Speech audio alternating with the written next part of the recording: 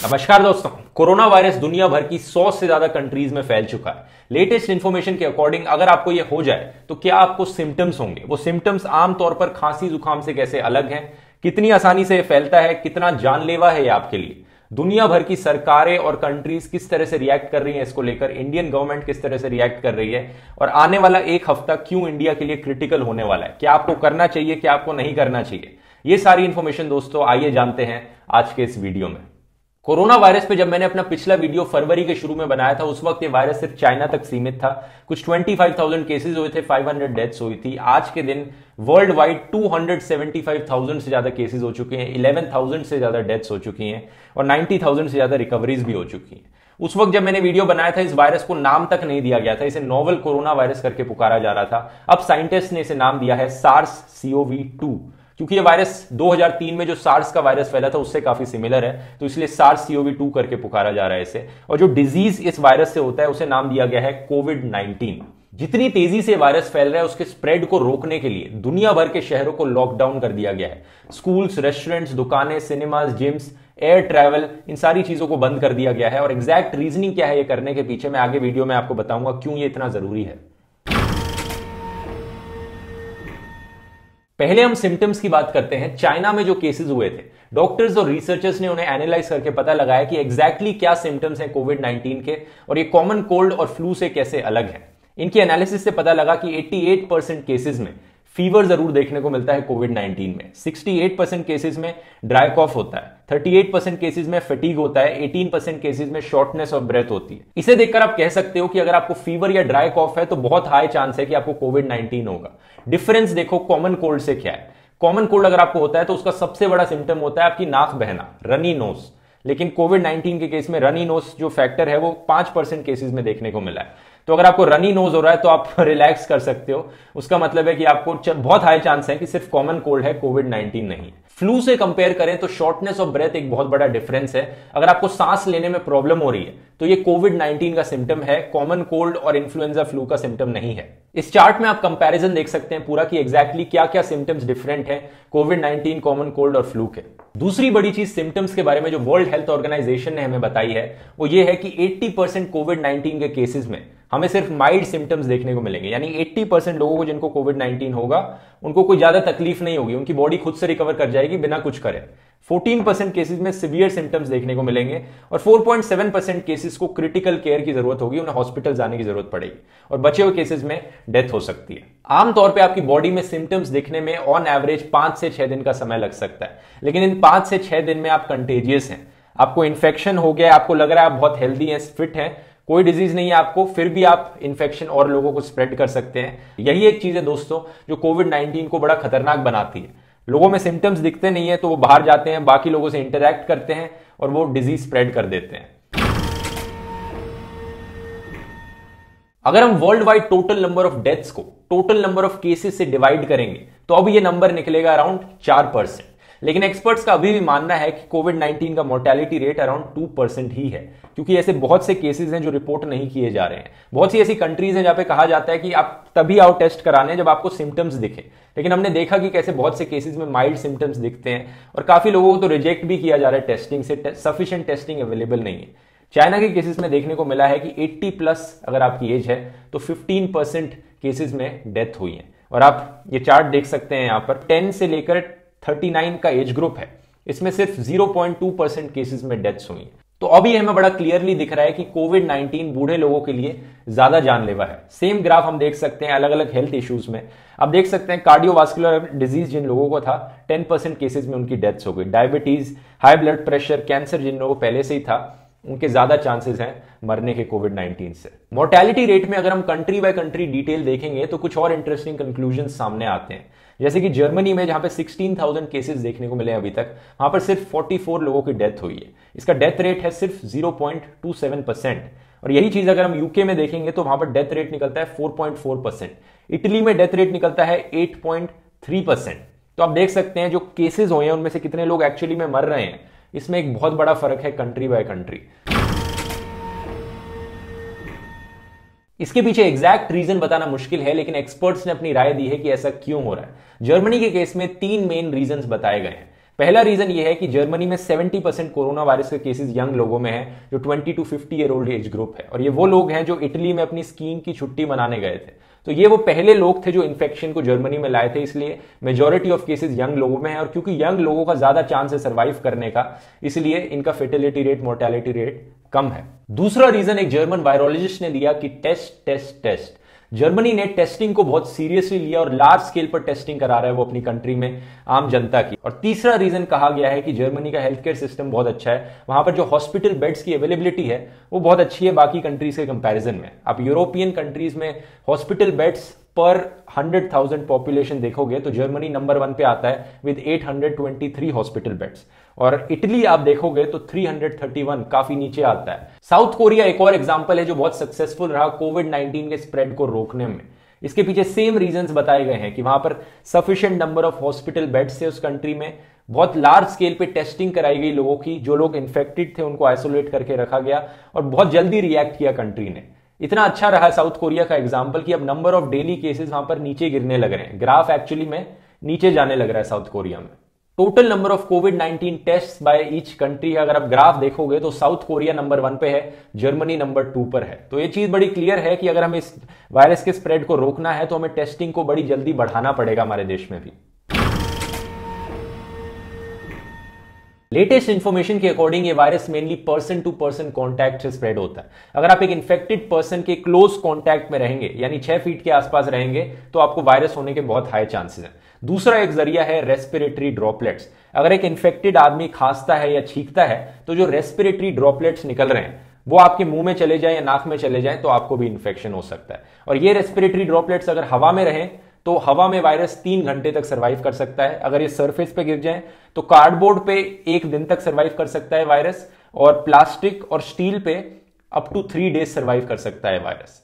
अगर आप चाइना से कोई पैकेज मंगा रहे हैं, डिलीवरी कर रहे हैं, कुछ लोग पहले से बहुत डरने लग रहे थे, तब डरने की जरूरत नहीं है, क्योंकि कार्डबोर्ड पे जैसे मैंने कहा ये सिर्फ 1 दिन से ज्यादा सर्वाइव नहीं करता। R0 वैल्यू यानी रिप्रोडक्शन रेट कंटेजियसनेस बताता है वायरस की।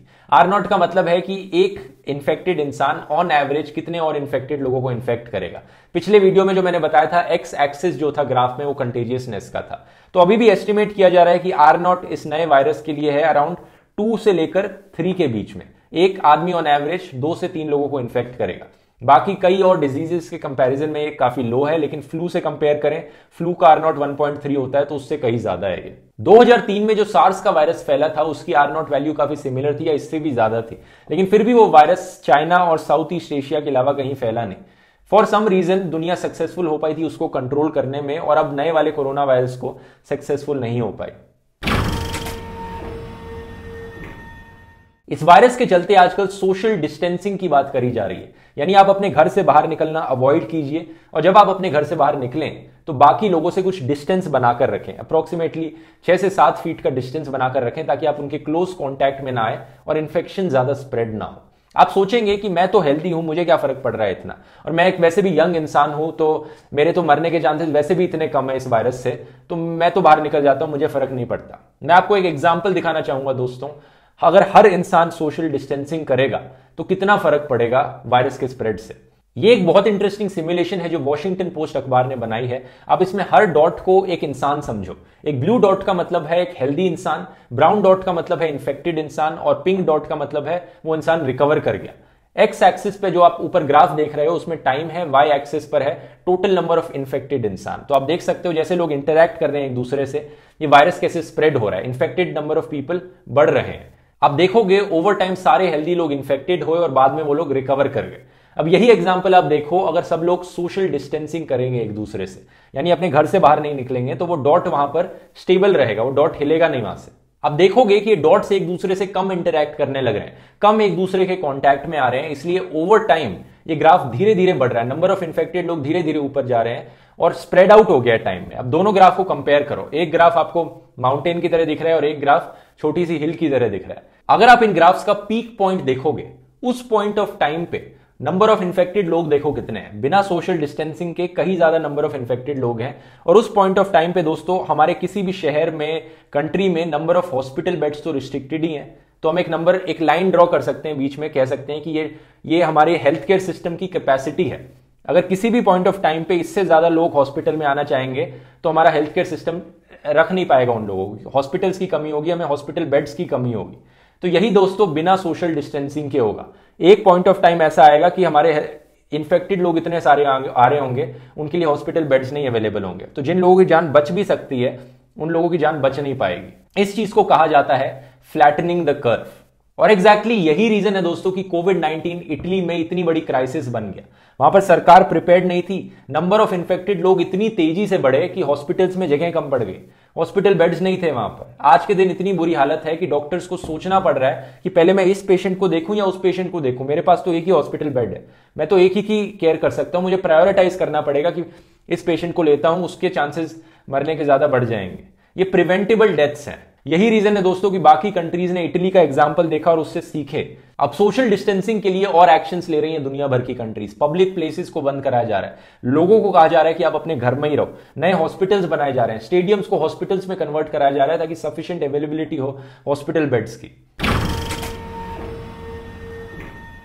और यही रीजन है दोस्तों कि आज के दिन हमारी सरकार ने जनता कर्फ्यू का ऐलान कर दिया है। एज अ फर्स्ट स्टेप ये एक बहुत अच्छा डिसीजन है कि लोगों से कहा जाए आप घर से बाहर मत निकलो, अपने आप को सेल्फ क्वारंटीन करो। लेकिन ये सिर्फ एक फर्स्ट स्टेप है, काफी नहीं होगा। मैंने ऐसे बहुत व्हाट्सएप फॉरवर्ड्स पढ़े जो कह रहे थे कि एक मास्टर स्ट्रोक है ये, 14 घंटे के लिए लोगों को कहा गया आप अपने घर से बाहर मत निकलो और ये वायरस सिर्फ 12 घंटे सर्वाइव कर सकता है, इसलिए ये वायरस कंप्लीटली खत्म हो जाएगा इन 14 घंटों के बाद।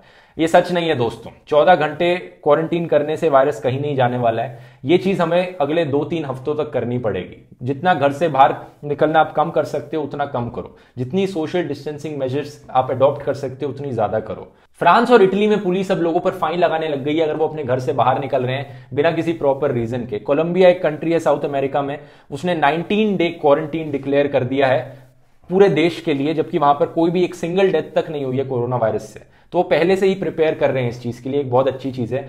और इन सारी कंट्रीज को देखकर हमें भी और सख्त कदम उठाने की जरूरत है। एक दिन से कुछ नहीं होने वाला, अगले 2-3 हफ्ते तक ये करने की जरूरत पड़ेगी। लेकिन एट द सेम टाइम ये कोई पैनिक करने की बात नहीं है, घबराने की बात नहीं है। कुछ लोग तो ऐसे डर रहे हैं, मार्केट्स में जाके सारा सामान उठा रहे हैं जैसे कि कोई एपोकलिप्स आने वाला हो। खाने की सप्लाई पर इससे कोई फर्क नहीं पड़ रहा है। कई लोग टॉयलेट पेपर्स को निकालने लग रहे हैं, ऐसे वीडियोस देखने को मिल रहे हैं। ये सब बेवकूफी है ये करना। मैंने जैसा बताया ये क्वारंटीन मेजर्स और ये सोशल डिस्टेंसिंग मेजर्स इसलिए उठाए जा रहे हैं ताकि हमारा हेल्थ केयर सिस्टम इन्फेक्टेड लोगों को सस्टेन कर पाए। जिन लोगों को केयर की जरूरत है सबको सही टाइम पे मिल पाए। कोविड-19 की वैक्सीन आने में करीब 1 साल तक लग सकता है, तो तब तक इस वायरस के स्प्रेड को धीरे करने की कोशिश करी जा रही है। जर्मनी की हेड ऑफ स्टेट एंजेला मेर्केल ने कहा है कि करीब 40 to 70% पॉपुलेशन पूरे जर्मनी की इस वायरस से इन्फेक्ट हो सकती है अगर हमने कोई मेजर्स नहीं उठाए तो। हालांकि मोर्टेलिटी रेट इतना कम है, लेकिन अगर इतनी ज्यादा पॉपुलेशन इन्फेक्ट होगी तो जो डेथ्स हमें देखने को मिलेंगी वो हंड्रेड्स ऑफ थाउजेंड्स में हो सकती है, मिलियंस में हो सकती हैं। इसीलिए इसको स्लो डाउन करना इतना जरूरी है। कुछ लोगों का कहना है कि इस वायरस का स्प्रेड गर्मियों की वजह से कम हो सकता है जब समर्स आएंगी, लेकिन WHO का कहना है कि फॉल्स होप मत लगाओ इस चीज पर। कुछ रिसर्च ने हालांकि बताया है कि जैसे जैसे टेम्परेचर बढ़ता है 1-1 डिग्री से कुछ परसेंटेज इस वायरस का स्प्रेड कम हो जाता है। इस वायरस से डायरेक्टली और शहरों के लॉकडाउन होने से, पब्लिक प्लेसेस के बंद होने से लोग नहीं काम कर पा रहे हैं। इन सब चीजों से एक ऐसा इकोनॉमिक इंपैक्ट पड़ेगा दुनिया की इकोनॉमी पर जो सदियों से नहीं देखा गया। कुछ सरकारों ने तो ऑलरेडी कह दिया है कि जो लोग काम पर नहीं जा पा रहे हैं हम उन्हें अपनी सैलरी, गवर्नमेंट पे करेगी उनको सैलरी। जो कंपनीज बंद हो रही हैं गवर्नमेंट उनको बैंकरप्ट होने से बचाएगी। बहुत सी यूरोपियन कंट्रीज में, न्यूजीलैंड में, यूके में, यूएस तक ने कह दिया है कि हम गवर्नमेंट फंड्स लाए जा रहे हैं जो बिलियंस ऑफ डॉलर्स के हैं लोगों को बचाने के लिए इसके इकोनॉमिक इंपैक्ट से। इस पूरी सिचुएशन पे अपना एक अलग वीडियो बन सकता है, कोविड-19 इकोनॉमी पर क्या इंपैक्ट डाल रहा है। पॉलिटिक्स बदलने लग रही है दुनिया भर में। राइट विंग पार्टीज अब लेफ्ट विंग पॉलिसीज की बात करने लग रही है कि हम लोगों को पैसे देंगे, कंज्यूमर्स के हाथ में पैसे डालेंगे। उसकी करेंगे कभी बात आगे वाले वीडियो में। आज के लिए इतना ही दोस्तों। इस वीडियो को शेयर कीजिए अगर आप मेरे काम को सपोर्ट करना चाहते हैं, ताकि ऐसे ही और इन्फॉर्मेटिव और एजुकेशनल वीडियोस मैं आपके लिए बनाते रहूं। तो आप patreon.com/ध्रुव राठी पर कर सकते हैं या फिर यूट्यूब पर एक मेंबर बन के कर सकते हैं। चलिए दोस्तों, मिलते हैं फिर अगले वीडियो में। बहुत बहुत धन्यवाद। और अपने हाथ धोना मत भूलना दोस्तों, क्योंकि hand washing one of the most important preventive measures है जो आप उठा सकते हो अपने आप को कोविड-19 से बचाने के लिए। सही तरीके से हाथ धोना, 30 सेकेंड्स के लिए हाथ धोना।